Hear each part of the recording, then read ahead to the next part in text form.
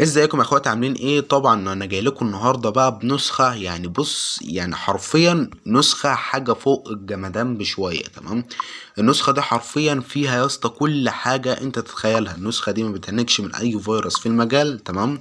النسخه فيها زراير قطع نت وزراير لعدم وصول الرسائل اصلا، وزراير لعدم التهنيج. بص، النسخة عبارة عن زراير، كل حاجة بتتحكم فيها يا اسطى بزراير في النسخة دي. تمام.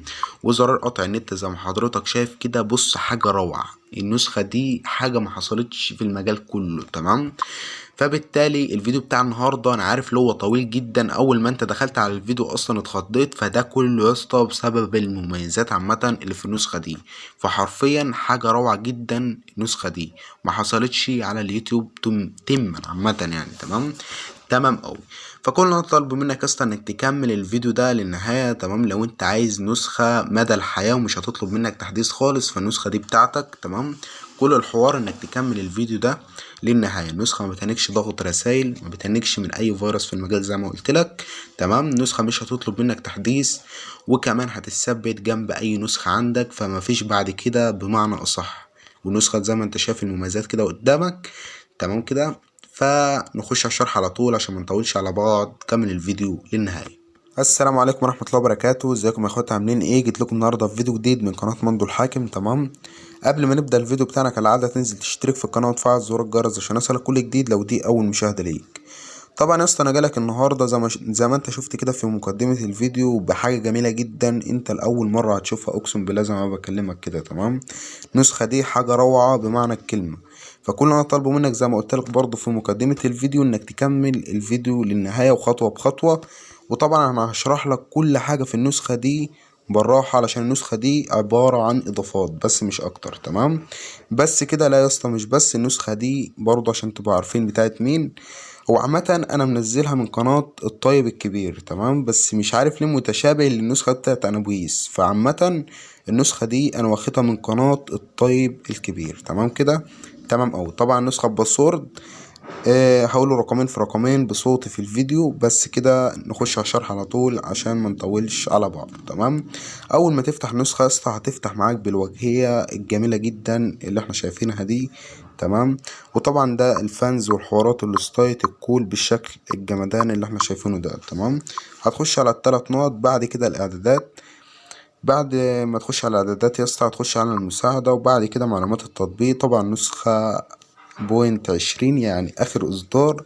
يعني النسخة من الاخر مش هتطلب منك تحديث. تمام. ما تقلقش من الناحية دي خالص. طبعا هنطلع مع بعض كده وهنبدأ ان احنا نكمل المميزات بتاعتنا من غير اي مشكلة خالص. طبعا النسخة بتضيف اكتر من حساب من غير اي مشكلة زي ما انت شايف كده. تمام. تمام. او طبعا النسخة برضو بتقطع النت. طبعا ده الوضع الفاتح في النسخة. تمام. هنشوفه مع بعض دلوقتي. طبعا يا اسطى انا معاك النسخة يعني الفيديو هيطول. تمام. بس اقسم بالله ده حاجة غصب عني. نسخة عبارة عن مميزات زي ما انا بقول لك. تمام. وهتشوف الحاجات الجمدان عامة اللي في النسخة في الفيديو. تمام كده. تمام. هنخش على نسخة تاني كده. طبعا احنا شفنا دلوقتي الوضع الفاتح في النسخة حاجة جمدان بمعنى الكلمة. تمام. تمام. هخش يا اسطى كده على الثلاث نقط بعد كده. ده طبعا لو رقم انت مكسل تسجله. تمام. ده رسالة مجدولة. ده النسخة ترد لوحدها اللي هو الرد التلقائي يعني زي ما احنا شايفين كده. المهم عشان نخش في الاضافات على طول عشان ما نطولش على بعض. هتخش على اضافات الواتساب. تمام. بعد كده بقى هيقولك الاشتراك في قناته والحاجات ديت عشان التحديثات بتاعت النسخة والدنيا دي. بعد كده بس هتخش على الاضافات الويجت اللي هو الاضافات الجمدان بقى. انت فاهم ازاي؟ يعني هو المصحف الشريف، ودي اجمل حاجة عامة يا اسطى في النسخة. تمام. ده المصحف الاول. تمام. طبعا المصحف الاول هيفتح بنت. لازم تكون انت فاتح الداتا علشان يفتح معاك. تمام. تمام اوي. بعد كده يا هنطلع. طبعا ده المصحف الثاني اللي هو من غير نت خالص. تمام. ده سورة الفاتحة، سورة البقرة، سورة العمران. بص المصحف كامل يا اسطى زي ما انت شايف كده، يعني حاجة روعة بمعنى الكلمة. ويمكن دي اجمل حاجة عامة في النسخة يا اسطى يعني. اجمل حاجة طبعا اللي هو القرآن الكريم. تمام. طبعا هنطلع كده مع بعض وهنكمل المميزات مع بعض. عندك دي السبحة لسه للتسبيح. تمام. دي السبحة الإلكترونية زي ما انت شايف كده، حاجة جمدان بمعنى الكلمة. السبحة الإلكترونية التانية. تمام. نفس النظام برضو. عندك هنا اللي هو السبحة برضو، بس دي ما برجحش ليها أوي يعني، أو عادي لو أنت عايز تستخدمها فدي حاجة براحتك. تمام تمام أوي. فالمهم حاجة روعة. تمام. ولسه يا اسطى للزراير دلوقتي، زرار قطع النت، زراير اللي عدم الفيروس أساسا إن هو يأثر فيك، كل ده هعرفهولك في الفيديو. تمام. فلازم تركز معايا واحدة واحدة عشان تفهم النسخة برضو واحدة واحدة، وما تعملش معاك أي مشاكل. تمام. دي أدعية وحديث يا اسطى قرآنية. تمام. حاجة جمدان برضو بمعنى الكلمة، حاجة راحة بال من الآخر يا اسطى. تمام. عندك هنا الأذكار والأحاديث برضو حاجة روعة. اللي هو أذكار، ده طبعا الأحاديث ده أذكار الاستيقاظ، أذكار الصباح، أذكار النوم، تمام، أذكار المساء، بالشكل الجمدان اللي احنا شايفينه ده. تمام. عندك هنا يا اسطى بقى زراير الفيروس والإضافات. عندك زرار تشفير الفيروسات عامة، هتخش كده يا اسطى. عندك هنا تشفير الكونتاكت واحد. تمام. تشفير الكونتاكت الجلاس اللي هو الكونتاكت الأجنبي. تمام. طبعا بعد ما بتفعل كده يعني انت مستحيل أي كونتاكت أساسا يأثر فيك بعد ما بتفعل الزرارين دول. تمام. عندك ده تشفير كونكتات الحرق، اللي هو كونكتات الحرق اللي كلنا عارفينها طبعا. بعد برضو ما بتفعل الزر ده خلاص انسى أي كونتاكت. تمام. وده استلام كونكتات صفر وعندك ده تشفير فيروس الخريطة واحد، تشفير فيروس العرض. تمام. تشفير فيروس اللينكات. بس يا اسطى عندك بقى في تشفير فيروس اللينكات ده. تمام. عندك اي لينك عامة هيوصلك فهو هيوصلك مطفي، فبالتالي مش هتعرف تخش على اي لينك، فده تخليه عند اللزوم بس مش اكتر. تمام كده. عندك ده تشفير فيروس في الشات، يعني تشفير الفيروس في الشات ده برضه يبقى عند اللزوم، عشان في بعض الأحيان ساعات بيخفيلك الشتات أصلا، فده عند اللزوم بس مش أكتر. تمام. عندك ده تشفير قراءة المزيد، اللي هو أي كلمة أساسا هتنبعت لك فهتنبعت لك فيها قراءة المزيد حتى لو هي كلمة واحدة بس، فلازم ده برضو تخليه عند اللزوم بس، عشان ده لو في فيروس قوي أو أي حاجة من دي فبيمنعه طبعا إن هو يأثر فيك. تمام. عندك ده تشفير جميع الفيروسات، اللي هو الفيروسات الأجنبي برضو لازم تفعله. تشفير ضغط المسجات. وعندك ده تشفير فيروس الضغط، وده أهم زرار. تمام. اللي هو فيروسات الضغط اللي هي مبهدلة الدنيا عامة دلوقتي. تمام. بعد ما بتفعله خلاص انسى بقى كل الفيروسات دي. عندك ده تشفير فيروس الكراش، اللي هو الفيروسات عامة اللي بتخلي النسخة تطلع معاك وتخليها تتحرق معاك بسرعة. تمام. فده حاجة حلوة جدا انك تفعلها طبعا عند استلام الفيروس وعند رمي الفيروس برضو. تمام. عندك اخر زرار بقى اللي هو استلام رسائل بسرعة. تمام. اللي هو ده اهم زرار، عشان انت حتى لو النت عندك ضعيف برضه هتستلم الرسائل يعني بقدر الامكان هتبقى احلى طبعا. تمام تمام. وعندك بقى زراير الاضافات، هتخش كده عليها يا اسطى. بعد كده عكس الرسائل، اللي هو ده لحظر الارقام اصلا، يعني ده لحظر الارقام. تمام. لما انت تبعت اساسا رسالة بيظهر اللي هو اللي بعت الرسالة، مش انت اللي بعت الرسالة، فبالتالي ممكن تحذر له الرقم بتاعه. تمام. لو انت معاك اكواد شغالة والدنيا دي. عندك ده بقى منع استلام الرسائل اصلا، فده لو فعلته فبالتالي مش هيوصلك اي رسائل لو ده فعلته. تمام. فده بنفعله امتى؟ عندي يا اسطى بقى لما واحد كده يبقى شامطك في 5 6 جروبات، لا مؤاخذة يعني، وعمال يرمي عليك فيروسات، فبالتالي انت لو فعلت الزر ده فما فيش رسائل هتوصلك خالص، مفيش فيروس يعني هيوصلك.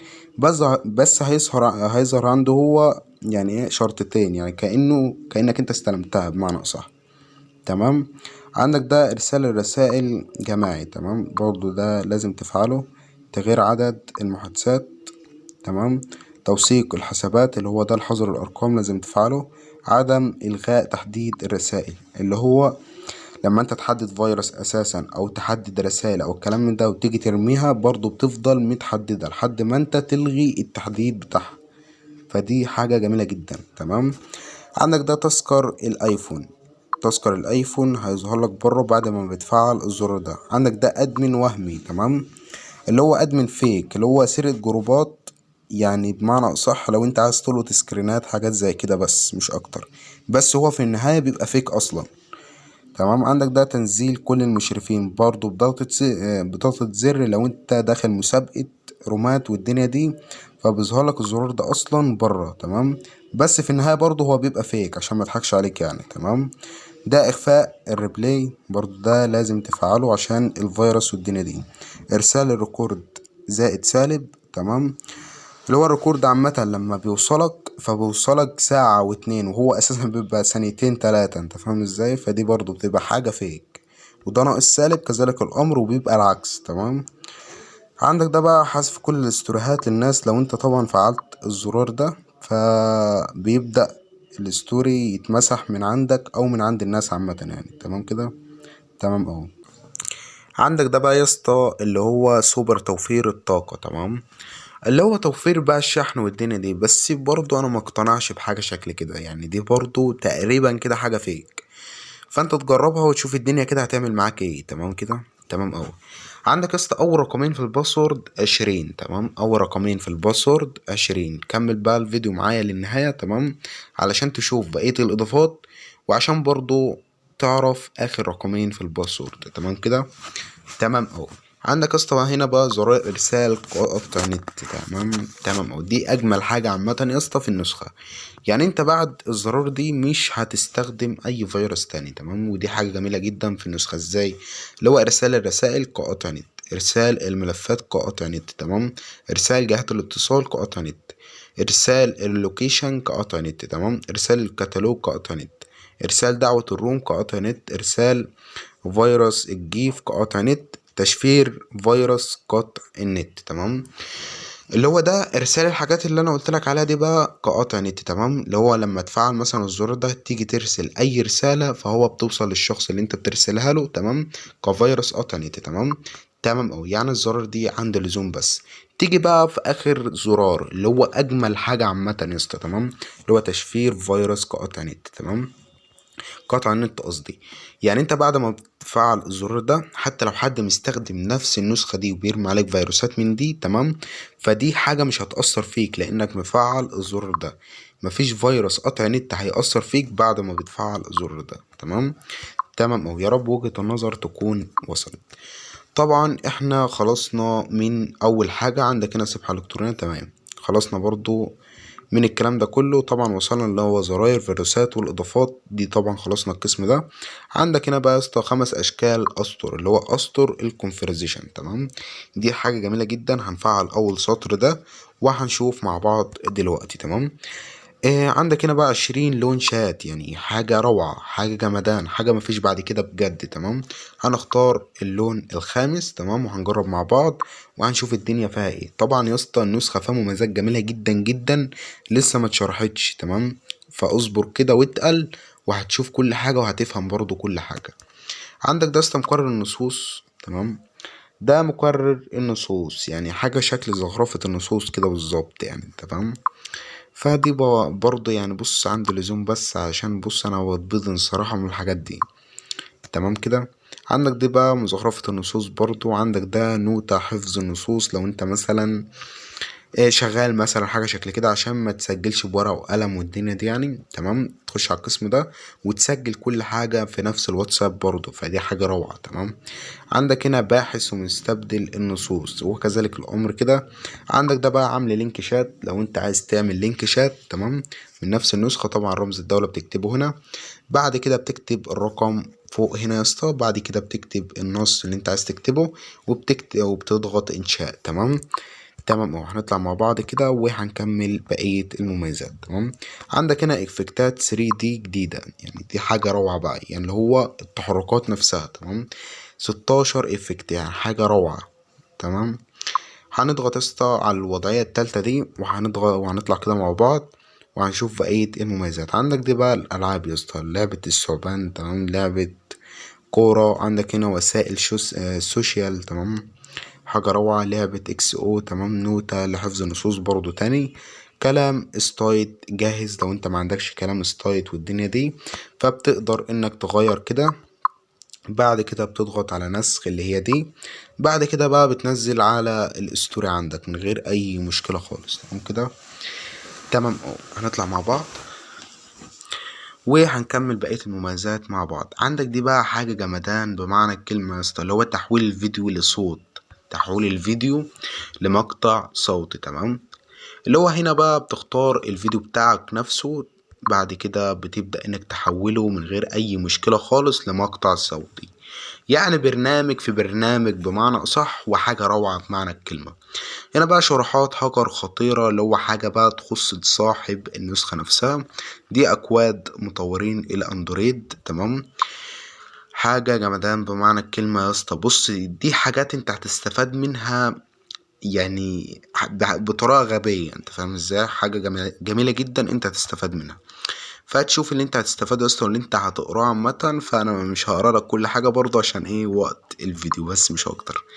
عندك هنا حلول مشاكل الواتساب، برضه دي حاجة هتستفاد منها لما تفتحها كده يا اسطى. عندك هنا بقى كيف يمكنك عمل سيمات، اضغط على خيار الاضافات ومش عارفة ايه. طبعا لما تقرا الكلام ده واحدة واحدة كده ممكن تتعلم انك تعمل نسخة واتساب اصلا، انت فاهم ازاي؟ لان القسم ده فيه كل حاجة انت تتخيلها بالصحاب. فحاجة جمدان يا اسطى اقسم بالله يعني بمعنى الكلمة. هنطلع كده مع بعض. عندك هنا فك حظر كل الارقام. إيه هنا برضو هتقرا يا اسطى. وطبعا دي اكواد، يعني دي اكواد برضو لفك الحظر ولحظر الارقام. حاجة جمدان بمعنى الكلمة. طبعا ده هتستخدم فيه النسخ الشامل. انت طبعا البرنامج ده فاكيد طبعا كل المجال مع البرنامج ده. المهم لو مش معاك البرنامج ده فهتبحث على جوجل او المتجر، تمام. هتكتب نسخ الشامل وهتنزل البرنامج طبعا عشان تعرف تنسخ الكلام ده، تمام كده. تمام أوي. طب عسل اوي يا اسطى، الكلام بيتنسخ اهوت من غير نسخ شامل، تمام. هتبدأ انك تحدد كده وبعد كده بتضغط نسخ. فحاجة جميلة جدا اقسم بالله يا اسطى زي ما انت شايف كده. فهنطلع بقى من القسم ده خالص كده عشان احنا خلصنا القسم ده خالص. عندك ده الحماية والخصوصية، اللي هو المميزات العادية اللي احنا متعودين عليها، تمام. اللي هو اخفاء اخر زور بقى، وتجاوز مشاهدة الحالة، واخفاء مشاهدة الاسترو، ومنع حذف الحالات. وطبعا ده تغيير النمط. لو انت عايز تقفل النسخة بباسورد فبتقفلها من غير اي مشكلة. تغيير الخلفية بتاعة القفل، تمام. تغيير الرقم السري، لو انت عامل رقم سري وعايز تغيره فبتبدأ انك تغيره من غير اي مشكلة زي ما حضرتك شايف كده. طبعا دي السمات بقى، اللي هو تحميل سمات، تمام. عندك هنا 4032 سيم، فبتقدر انك تغير الشكل لأي شكل عامة انت عايزه. ده تطبيق سيم من الملف لو انت عندك سمات في الملف، تمام. هنا بقى عدد الضبط لو انت عايز ترجع النسخة زي ما كانت تاني. فطبعا المميزات دي في كتير مننا عارفها وفي برضو ناس مش عارفاها، فبالتالي لازم اشرحها لك عشان اللي مش عارفها يعرفها. طبعا دي الالوان بقى بتاعت النسخه، اللي هو البر السفلي اللي هو الشريط الاشارات العلوي، تمام. خلفيه القائمه، وجهات المستخدم، الكلام ده كله. بتضغط هنا يا اسطى وبتبدا انك تغير الالوان زي ما انت عايز، تمام كده. هنا بقى الستايل والشكل، طبعا ده تغيير نوع الخط. لو انت عايز تغير نوع الخط بتاع النسخه نفسها فبتقدر انك تغيره من غير اي مشكله. وطبعا ده تغيير ايقونة التطبيق نفسه، تغيير ايقونة الاشعارات بالشكل الجمدان ده. فدي حاجة براحتك بقى. عايز تقلب النسخة كوضع ايفون فبتبدأ انك تنزل الوضع ده، تمام. وبتبدأ انك تختاره، فبالتالي بتبدأ النسخة معاك تتحول لنسخة ايفون، تمام. وطبعا ده اخفاء الوسائط من المعرض. وعندك ده يا اسطى النسخ الاحتياطي والاستعادة. لو انت عايز تركب ملف سرعة فبتبدأ انك تركبه من غير اي مشكلة خالص. عندك ده الاعدادات، طبعا دي لغة التطبيق. لو انت عايز تخلي لغة التطبيق انجليش فبتبدأ انك تخليها للوضع التالت ده، تمام كده. طبعا كل حاجة متعربة زي ما انت شايف كده. عندك ده بقى زيادة حد تحويل الرسائل إلى 250 شخص. يعني لازم تفعل الزرار ده علشان تقدر إنك تحول الرسالة لأكتر من 250 شخص. فدي ميزة جميلة جدا. وطبعا الزرار الأخراني ده تقدر إنك تفعله للنهاية علشان ترسل الصور بوضوح عالي. ودي حاجة جمدان برضو في النسخة، تمام. طبعا هنطلع بقى من القسم ده. عندك استا هنا الشاشة الرئيسية، طبعا ده البر العلوي، تمام. عندك ده الأسطر والألوان بتاعة النسخة عامة. فحاجة أقسم بالله روعة. النسخة دي ما حصلتش حرفيا، تمام. حاجة جمدان بمعنى الكلمة. وزي ما حضرتك شايف كده يعني النسخة دي بجد ما حصلتش. وكمان النسخة ما بتهنكش ضغط رسائل، ما بتهنكش بص من أي حاجة عامة يسطا في المجال، سواء فيروس، ضغط رسائل، أي حاجة من دي تثبت جنب أي نسخة واتساب. وبص يعني حاجة روعة، تمام. دي الإشعارات يسطا إدارة الرسائل. عندك هنا النسخة ترد لوحدها، اللي هو الرد التلقائي بقى، اللي هو رسالة مجدولة. دي المميزات عامة اللي هي بره يسطا، تمام. بس هي متكررة هنا تاني، تمام كده. هنا إعدادات الوسائط يسطا. تمام. هنا مؤثرات بقى التنقل، ودي حاجة روعة تمام، اللي هو التحركات عامة بتاعة النسخة والدنيا دي، تأثيرات السقوط الكلام ده تمام. بتقدر انك تعلي من هنا وتوطي من هنا، اللي هو بالنسبة للسرعة نفسها. هنطلع كده مع بعض. دي طبعا كل التأثيرات بتاعة التنقل تمام كده. عندك هنا بقى نسخ الاحتياط والاستعادة، طبعا متكرر هنا تاني. دي طبعا تنظيف المخالفات بتاعة النسخة نفسها. لو النسخة هنيجي ضغط رسائل فبتضغط هنا، الدنيا بتتظبط معاك يعني. طبعا دي التحديثات بقى. طبعا النسخة مش هتهنج من اي حاجة، وكمان مش هتطلب تحديث اصلا.